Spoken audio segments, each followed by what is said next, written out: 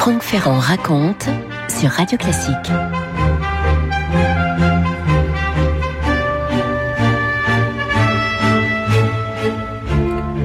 Dimanche 21 mars 1652, autant dire que nous sommes en pleine fronde. Louis XIV vient d'atteindre la majorité royale, 13 ans, puisqu'il est né en septembre 1638, mais vous savez bien qu'en vérité, c'est sa mère, la régente Anne d'Autriche, et le cardinal Mazarin, plus habile que jamais, qui exercent la réalité du pouvoir. Nous sommes loin de la cour, pour tout vous dire, sur un chemin de terre qui longe la Garonne. Il y a là des cavaliers, 9 cavaliers, où ils sont au grand galop.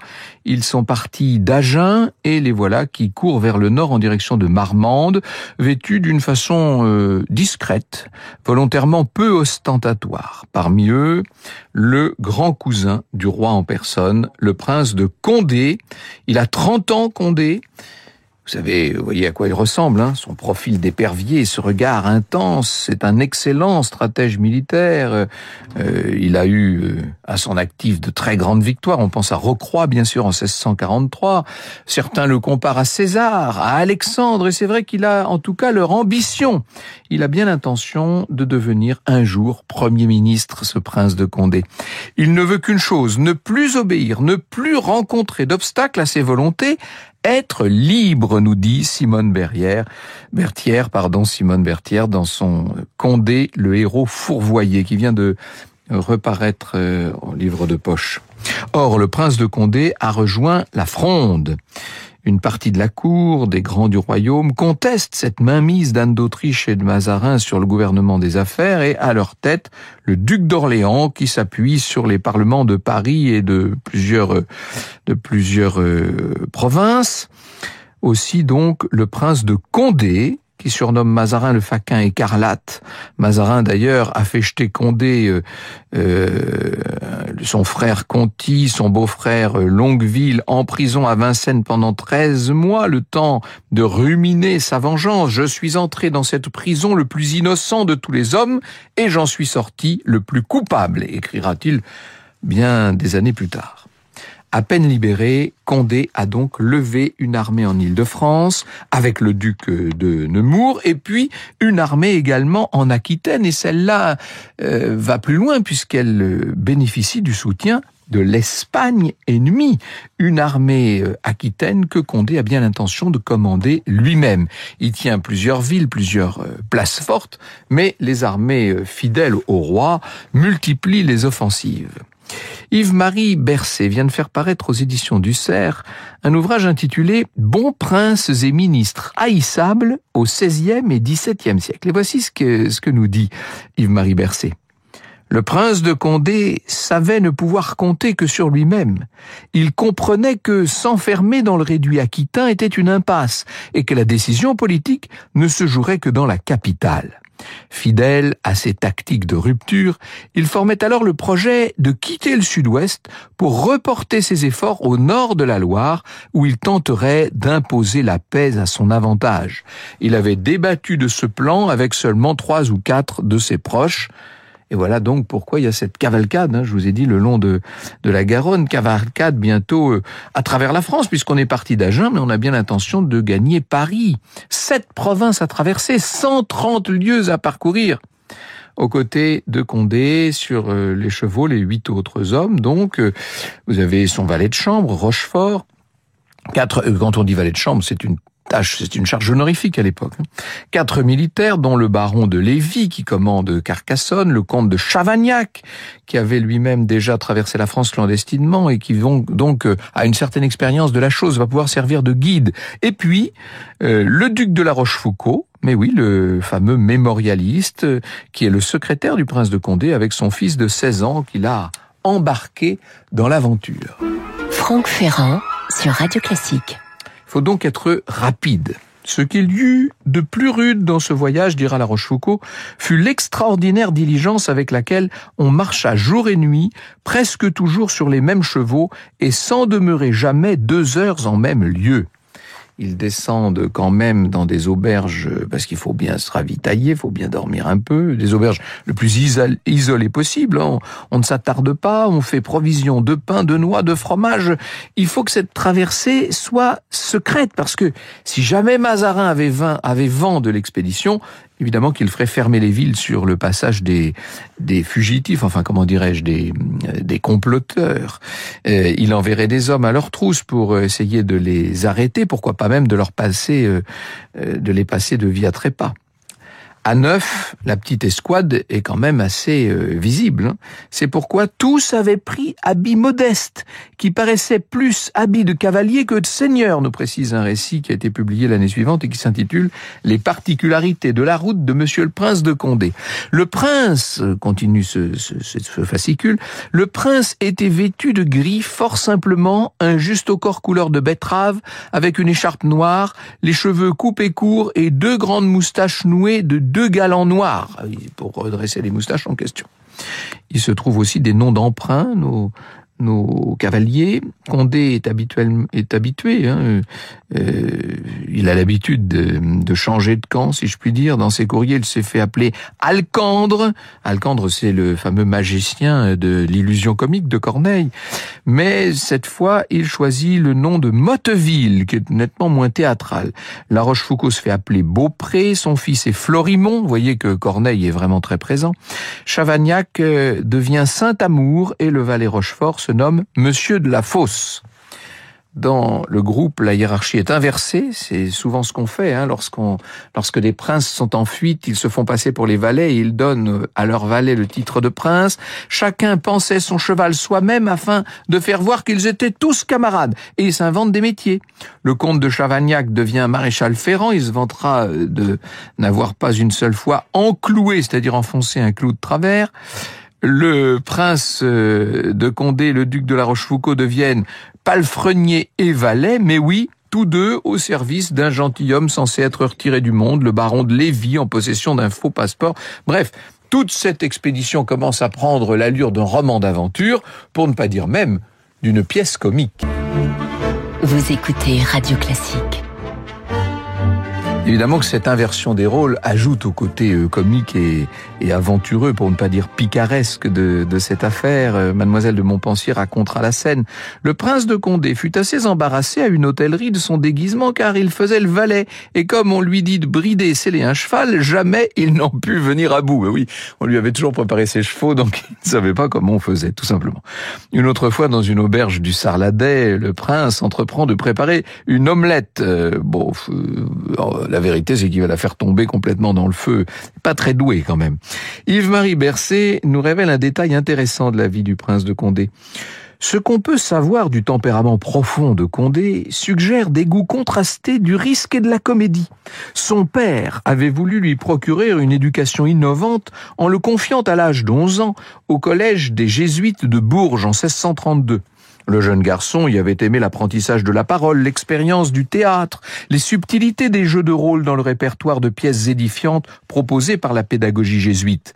Il appartenait à une génération précise, passionnée de spectacles de scène, et il y demeurera fidèle toute sa vie. On pourrait ajouter qu'il était un baroque Condé, il en est même l'incarnation profonde. Alors, cette traversée clandestine pour renverser Mazarin n'est quand même pas une pièce de théâtre, c'est risqué, on risque sa vie dans cette affaire. Un jour, et voilà qu'arrive aux abords d'un village du Périgord, Condé a l'intuition d'envoyer un éclaireur, l'homme noue une écharpe blanche, c'est le signe distinctif des soldats de Mazarin, puisque ceux de Condé portent une écharpe jaune. Et justement, l'éclaireur tombe nez à nez avec une garnison qui travaille pour le roi, à l'intérieur des remparts. Il fait mine d'être de passage, il salue ses ennemis comme s'ils étaient des amis et il ressort donner l'alerte. Ils ont failli se jeter dans la gueule du loup. Il va donc falloir se montrer encore plus prudent dans l'avenir. Dans une ville du Bourbonnais, en rentrant dans une auberge, cette fois, ils ne peuvent éviter un groupe de soldats du roi déjà en train de faire ripaille. Impossible de reculer sans attirer l'attention. Alors, ils s'installent, ils engagent la conversation, ils expliquent avec aplomb qu'ils sont en train de faire route vers Paris pour s'engager eux aussi dans les troupes du roi. Nous passâmes tous pour Mazarin, au pluriel, se souviendra l'un des frondeurs. Et à la fin, ils se séparèrent avec de grandes embrassades et montèrent à cheval. C'est quand même, on dirait, une sorte de film d'aventure. Une autre fois, toujours dans une auberge, ils vont faire ami-ami avec le patron qui se dit frondeur, qui prétend bien connaître les Condé. Ah ben, il les connaît pas si bien que ça, puisqu'il est en train de parler au prince de Condé. Après quelques pichets de vin, il se lance dans le récit d'anecdotes grivoises au sujet de la sœur du prince de Condé, la duchesse de Longueville. Alors là, ça commence à indisposer Condé. Au début, ça les amusait, les compagnons, là, mais au bout d'un moment, ça devient plus compliqué. C'est Chavagnac qui racontera « Je vis l'heure que monsieur le prince lui allait décharger un soufflet sur la joue. Il rougissait, pâlissait, était dans des mouvements d'autant plus violents qu'il s'intéressait au discours. J'avais beau rompre les chiens, mon franc campagnard revenait toujours là-dessus. Enfin, il cessa dans le temps que la patience du prince était sur le point de s'échapper. Il est revenu de loin, l'aubergiste, il ne le saura jamais. » Alors la plupart du temps, les voyageurs conservent la plus grande prudence, même lorsqu'ils croisent ceux qui s'annoncent être des sympathisants de la Fronde, et plus ils approchent de la Loire, plus évidemment les adversaires sont nombreux. Il faut se montrer de plus en plus prudent. Voilà une semaine maintenant qu'ils sont partis. Nous sommes le jour de Pâques, le dimanche 30 mars 1652, pas loin de Sancerre. Voilà que nos cavaliers en croisent 3 autres qui, eux, appartiennent au roi et qui les dévisagent avec attention. Le valet de Condé-Rochefort est resté en arrière du groupe. Les 3 cavaliers l'arrêtent, l'interrogent et Rochefort, pendant quelques minutes, nie qu'il soit de la Fronde. Mais quand on lui colle un pistolet sur la tempe, il finit par parler. « Oui, c'est bien Condé, oui, ils vont à Montargis !» Les cavaliers royaux laissent filer le valet de Condé et, évidemment, ils se précipitent à Gien, un peu plus au nord. On est entre Sancerre et Orléans et Mazarin. Et là, dans le château de Gien, il est avec le jeune roi, il est avec la reine-mère et une partie de la cour. Tout va se jouer en bord de Loire. Les cavaliers... Monsieur le cardinal, nous savons sur quelle route se trouve Condé. Mazarin change de couleur. Il dépêche 30 chevaux légers à la poursuite du prince. « Ramenez-le-moi » crie Mazarin, « mort ou vif ?» Les frondeurs sont conscients du danger. À ce moment-là, ils décident de se disperser pour se rendre un peu moins visibles. Il y en a un qui reste en arrière, un autre qui galope en avant pour quérir des soutiens à Paris. Chavagnac file se cacher dans le château d'un allié et sur sa route, il est pris en chasse par des soldats.